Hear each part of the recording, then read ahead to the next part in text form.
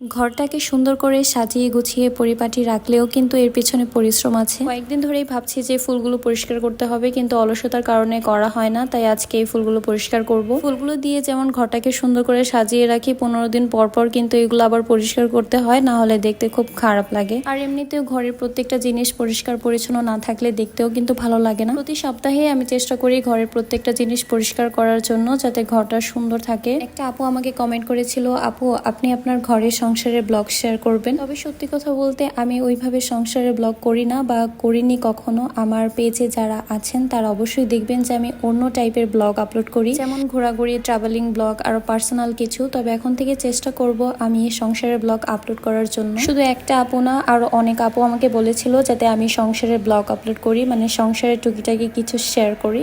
তো সেটাই চেষ্টা করব। আর আপু ভাইয়াদের এত সুন্দর সুন্দর কমেন্টের জন্য অসংখ্য ধন্যবাদ। আপনাদের সুন্দর সুন্দর কমেন্ট পড়তে আমার কাছে খুব ভালো লাগে, আরো বেশি বেশি ভিডিও শেয়ার করতে ইচ্ছা করে। যাই হোক, কথা বলতে বলতে আমার কাজও শেষ হয়ে গেছে। প্রত্যেকটা ফুল আমি সুন্দর করে ধুয়ে নিলাম, আর এগুলো কিন্তু আবার রোদে শুকাতে হবে, না হলে নষ্ট হয়ে যাবে। আর ফুলগুলো মাসে আমি একবারই ধুই, 15 দিন পর পর পরিষ্কার করি। তবে ফ্লাওয়ার জারটা আমি 15 দিন পর পরই ধুই। আর ছোট ছোট টবগুলো ধোয়ার ফলে মানে এগুলোর কোয়ান্টিটি নষ্ট হয়ে যায়, যার কারণে সবসময় ধোয়া হয় না। আমার আজকের ভিডিওটা এই পর্যন্তই। সবাই এই ভিডিওতে একটা কমেন্ট করবেন। And thank you so much everyone for watching this video. আল্লাহ হাফেজ সবাইকে।